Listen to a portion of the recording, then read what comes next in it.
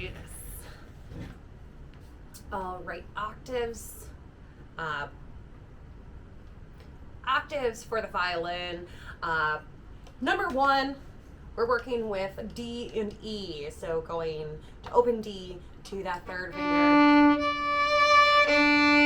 Listen to how low it is or high, and get them right on together. So using the bow to go in between to do those double stops can be tricky. Make sure that your violin's really, really in tune so that it will sound in tune while you're playing. So nice and slowly. Ready, go.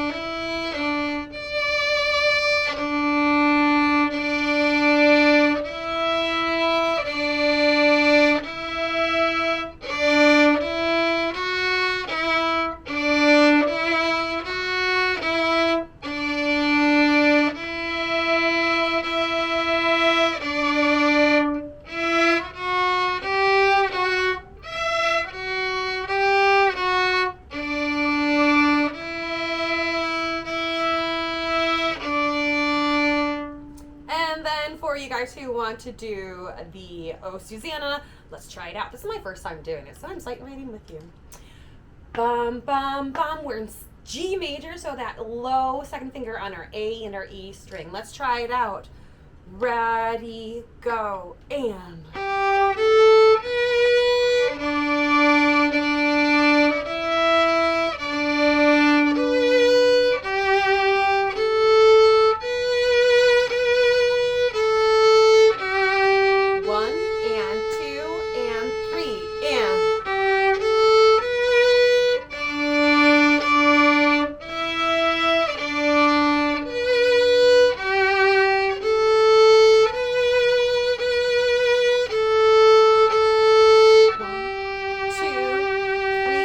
low 2, go.